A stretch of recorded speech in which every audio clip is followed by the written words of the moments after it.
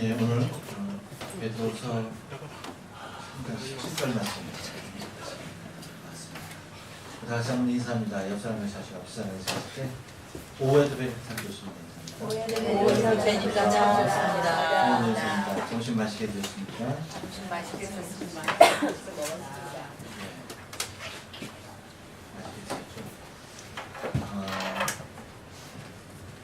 그 교회에서는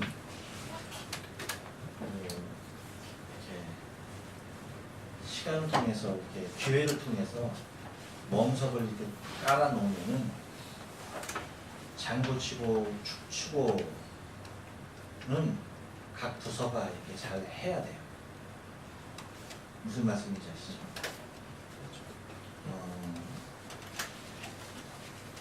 멍석 깔아놓는 것만 해도 저건데 거기에다가 장구까지 치라고 그러고 축까지 치라고 그러고 하면은 기관의 의미가 없는 거예요.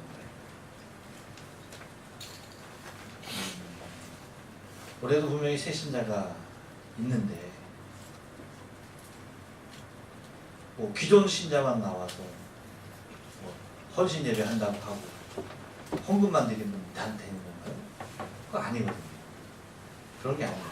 어떤 기관이나 마찬가지예요. 어떤 기관이나 꼭 새 신자 관리부에게만 얘기하는 거예요. 어떤 부서는 똑같아요.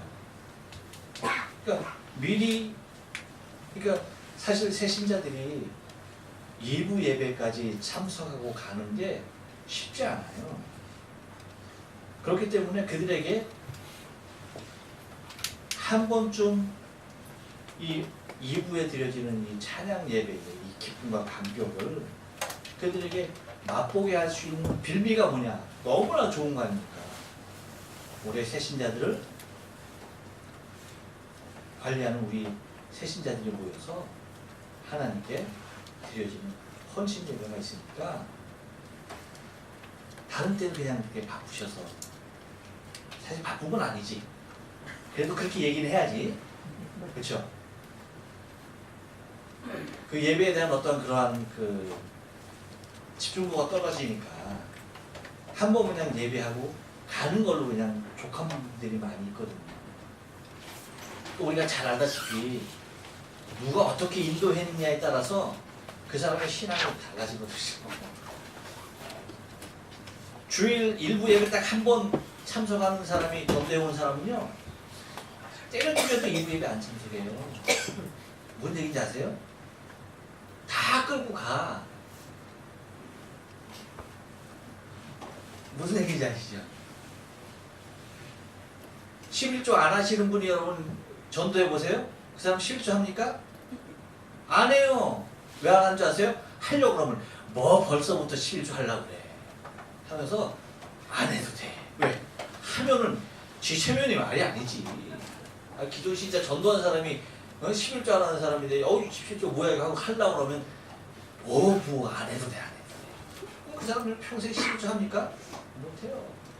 감사하지 않는 사람이 전도해봐. 어떻게 돼요? 감사합니까? 정말 이 일에 감사해서 됐어. 하나님은 다 마음으로 다 받으셔. 거목구태여 그렇게 드리려고 해. 그냥 마음으로 감사하는 거 하나님 중심으로 오시기 때문에 정말 그거 기쁘게 받으셔. 하고서 뭐 하라고 그래요? 못하게 해요. 그러니까 그런 사람들을 그런 환경 가운데서 한 번쯤 끌어낼 수 있는 너무나 귀한 찬스고 기회인데, 찬스가 기회인가? 그런데 이 시간을 갖다가 이렇게 그냥 기존 신자들이 이렇게 대거 참석을 하고 새 신자들이 그냥 싹 빠져나가. 그거 아니거든요.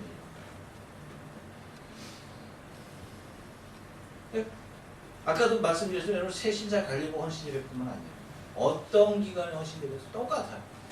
똑같은 의미로 교회에서는 뭐 하는 겁니까? 그 시간을 예배 시간으로 이렇게 하면서 멍석 다 깔아놓은 거야. 그러면 그 위에서 각 기관이 정말 멋지게 소고치고 춤추고 찬양하면서 그 시간을 멋지게 하나님께 드릴 수 있는 교회로 삼아야죠. 그래 안 그래?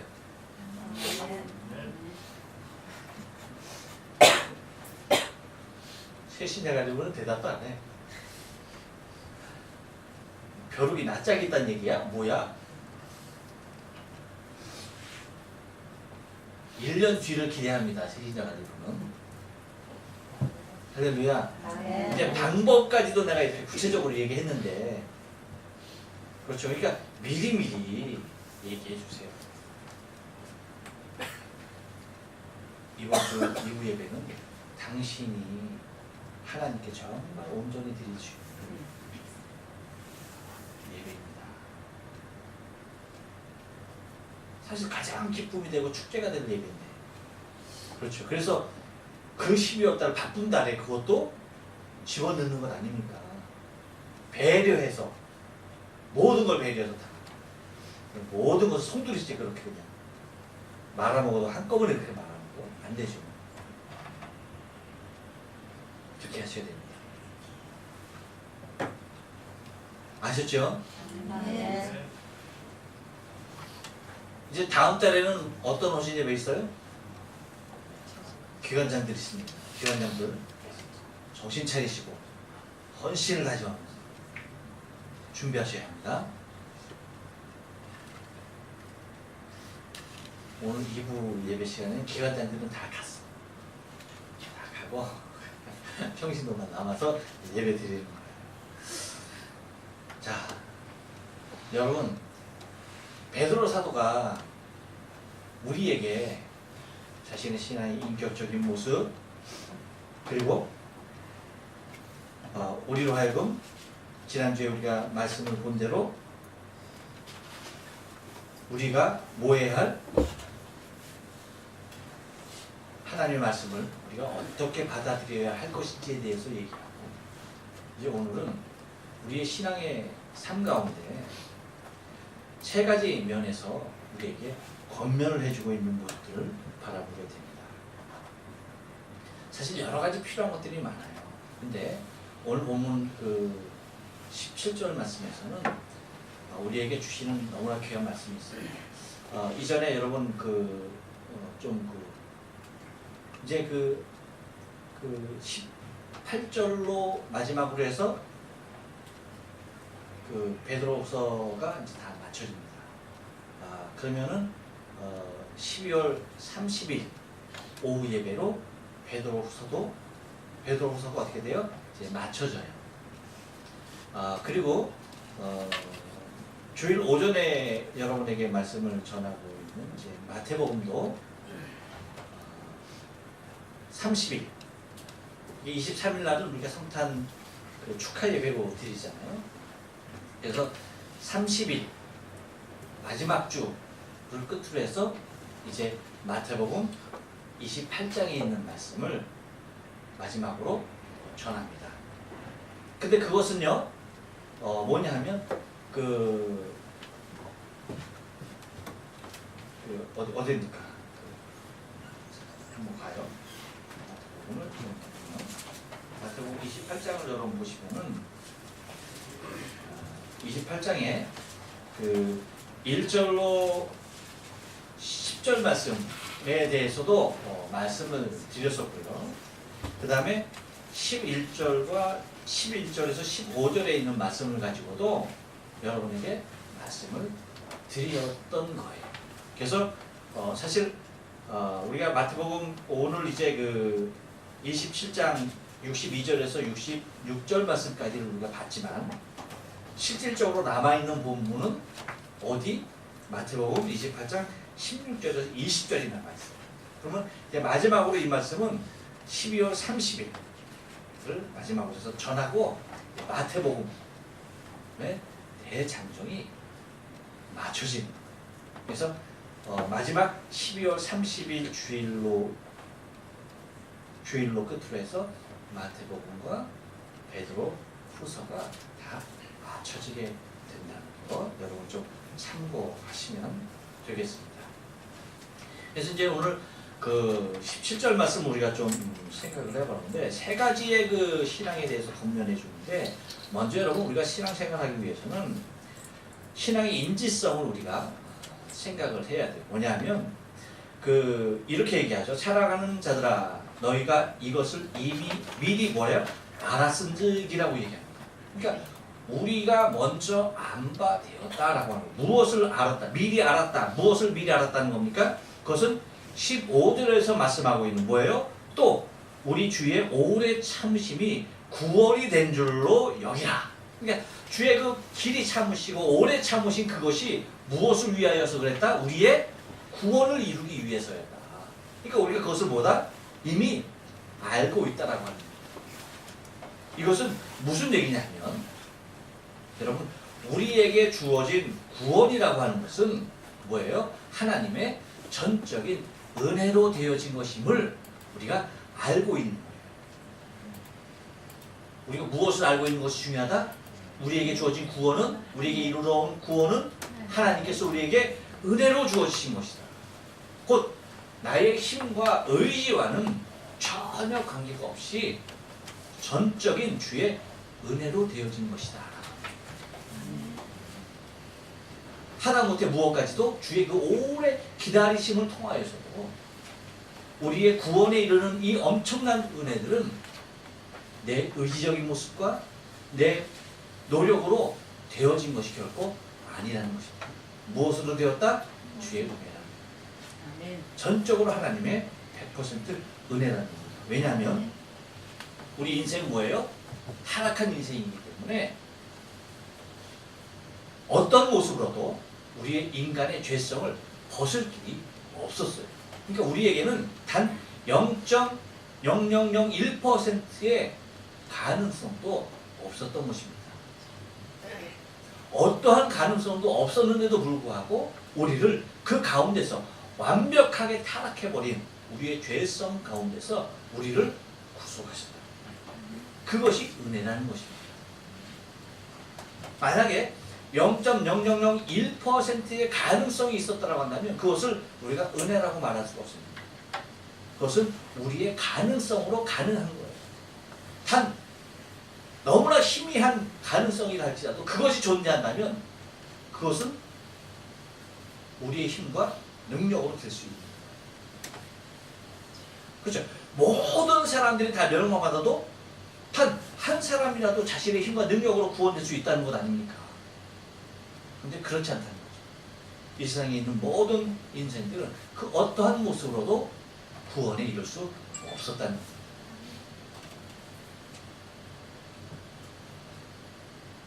하나님과 나와의 합력으로 되어진 것도 결코 아닙니다.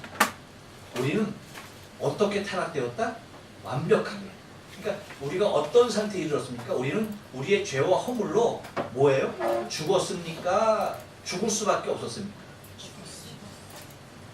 잘 기억하셔야 돼요. 기도하시는 분들이 죽을 수밖에 없는 우리를 살리신 하나님 감사합니다. 물론 의미는 알아. 근데 제대로 표현을 해야죠. 죽었던 우리를 살린 거. 죽을 수밖에 없는 우리를 살린 게 아니야. 그럼 우리가 죽었었다는 거예요? 살았었다는 거예요? 살았었다는 거지. 살았었던 우리를 살렸다. 이거 말이 안 맞는 거예요. 어떤 상태에 이르렀었다 우리는? 그렇죠. 완벽한 사망에 이르는 거예요. 곧 아담과 하와가 선악과를 따먹으로 말미암아서 범죄함을 통하여서 이미 뭐예요? 죽은 거예요. 죽은. 여러분 꽃꽂이가 없어서 좀 안타까운데 꽃꽂이 해보면 여기 꽃을 예쁘게 장식해서 이거 꽃꽂이라고 그래요? 생각해봐요. 그럼 요거 죽은 거예요? 사는 거예요? 어떤 것도 다 맞아. 지금은 분명히 살아있죠. 근데 이것이 산 거예요? 죽은 거예요. 이미 뿌리에서 잘려나간 것은 죽은 거예요. 시간이 흐르면 뭐예요? 반드시 뭐 하는 겁니까? 예. 우리의 육체도 마찬가지예요. 우리의 영혼은 이미 타락을 했고 그렇기 때문에 하나님을 향해서 두려워 떨며 숨어버렸고요. 범죄한 인간도 뭐예요? 결국은 뭐예요? 사망에 이르러서 흙으로 돌아가는 거죠. 그러니까 우리가 죽을 수밖에 없었던 죄인이 아니라 우리의 죄와 허물로 우리는 이미 죽었던 바 되었던 거예요. 죽었는데 우리를 예수 그리스도로 말미암아서 다시 살리신 거죠. 그것이 은혜라는 거예요. 그러니까 죽었다가 우리가 다시 살아날 가능성이 단 0. 몇 프로도 0.0001%도 없었다는 거예요. 전적으로 완벽하게 죽음 바 되었던 우리였다라는 것이죠. 그러니까 이곳에서부터 그 완벽한 사랑으로부터 나를 살리신 분이 우리 주 예수 그리스도. 그것이 나의 삶 가운데 내 인생에 내 생명에 가장 큰 은혜라는 사실을 우리가 잊지 말아야 돼요. 그래서 우리가 안 것은 바로 이것을 아는 거예요. 하나님께서 그와 같은 모습으로 우리를 살리셨다. 이것이 신앙의 출발이고 이것이 신앙의 전부라는 거예요. 그러니까 우리의 그 알아야 할 것 분명히 알고 넘어가는 것이 너무 중요하고요. 또 하나는 뭐냐면 하나님께서 우리를 이렇게 살리셨어요. 근데 항상 뭐 하는 것이 있습니까? 우리를 원래의 상태로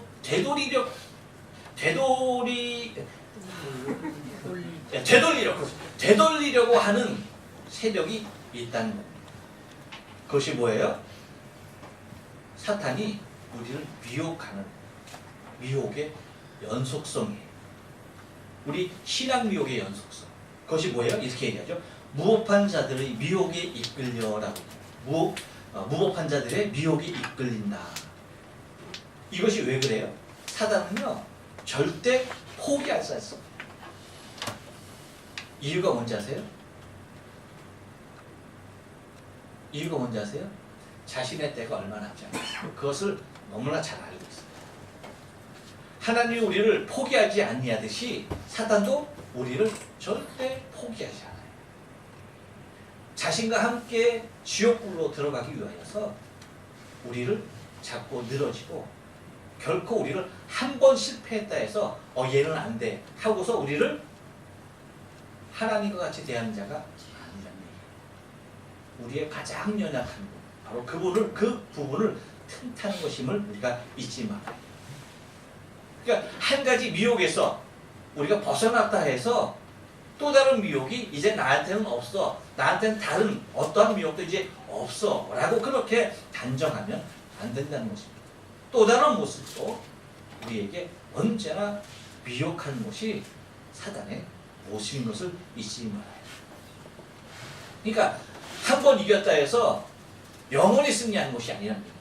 반드시 뭐하니까 또 우리를 넘어뜨리려고 다시 또 다른 방법으로 계속해서 도전해 오는 것이 사단인 것임을 잊지 말아요. 그래서 무법한 자들의 미혹에 이끌려라고 얘기하는 것은 지속적인 계속되어지는 유혹의 하나인 것을 우리가 바라볼 수 있어야 하는 것입니다. 여러분 우리가 그 엘리야 하면은 불의 선지자고 너무나 잘 알고 있는 분입니다. 그런데 여러분 엘리야가 어떤 사단과의 대립에서 이깁니까? 그렇죠. 바알과 아세라 450, 400 그러니까 850명과 싸워서 그렇죠? 기도로 승리한 사람이 엘리야. 갈멜산에서의 승리. 그 엄청난 승리를 해왔는데요. 어떤 말에? 이세벨이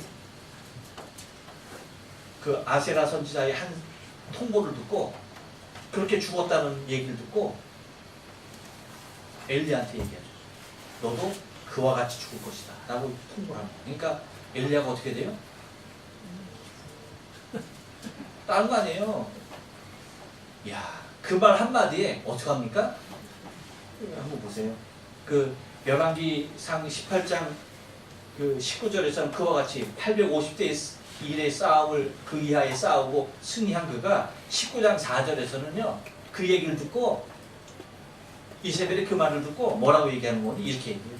스스로 광야로 들어가 하룻길쯤 행하여 한 로뎀나무 아래 앉아서 죽기를 구하니 가로되 여호와의 넉넉하오니 지금 내 생명을 취하옵소서. 나는 내 열조보다 낫지 못하니이다. 그렇게 말합니다. 한마디에 그렇게 됩니다. 여러분 불의 선지자 엘리야도 단 한마디에 이렇게 나가 떨어지는데 아주 넉다운은 아주 그냥 그렇게 떨어지는데 어떻게 우리가 모든 사단의 대적의 세력에서 이길 수가 있겠느냐. 그렇게 장담하는 사람은 이미 넘어진 거예요. 이미 진 거예요. 그렇죠. 곧 신앙 미혹의 연속성은 우리가 마지막 하나님의 나라에 들어가기까지 여러분 끝까지 계속된다는 사실이에요. 뭔 얘기입니까? 이 땅에 우리의 생명이 있는 한 그 미혹은 끊이지 않는다는 사실을 기억을 해야 한다는 것입니다. 그래야지 우리가 경성할 수 있는 거예요. 그러니까 하나님께서 그 사단의 미혹을 왜 우리에게 허락하시느냐? 하나님이 다 막아버릴 수 있잖아요. 그렇죠? 근데 그것을 허락하시는 이유가 뭐예요? 물론 하나님의 더 강한 손이 우리를 붙잡아 주셔요. 하지만 뭡니까?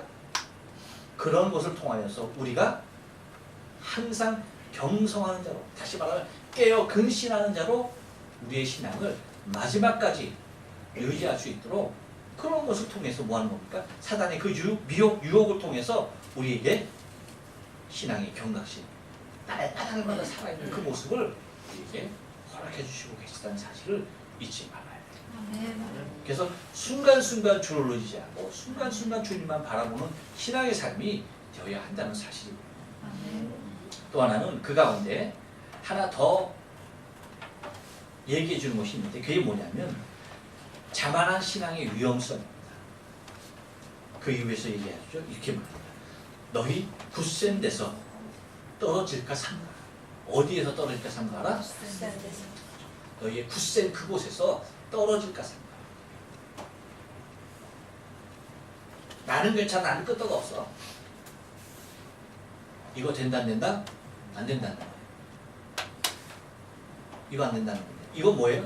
누군가가 넘어졌어. 그럼 어떻게 아이고 저 꼴을 봐라 저거. 내가 저럴 줄 알았어. 그럼 돼야 안 돼요? 아니, 그 사람은 이미 그 사람 먼저 넘어진 거야. 안 되는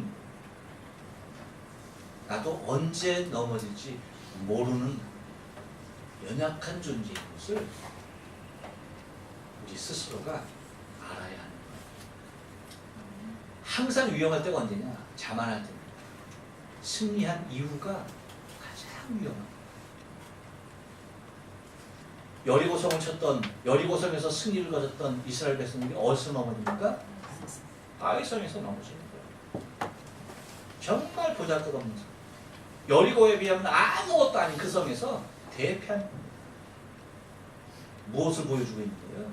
신앙의 자만은요 절대 우리 안에 들어오지 못하게 한다.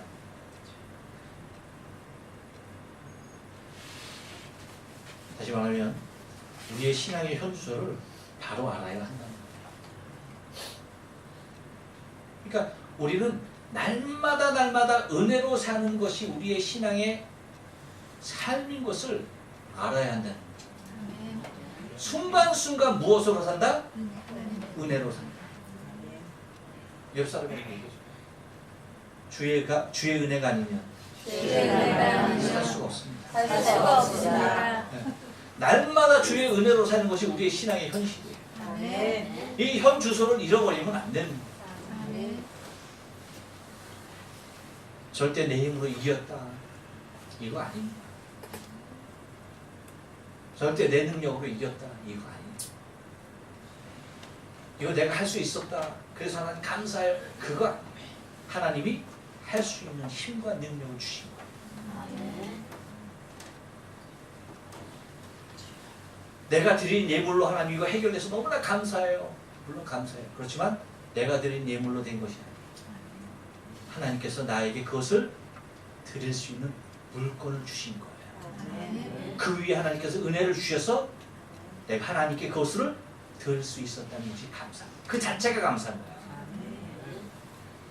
우리가 그 모습을 알고 그러니까 우리의 신앙의 현수를 날마다 깨닫지 않으면 안 된다. 그러니까 절대 내 힘으로 이겼던 것이 아니라는 사실이에요.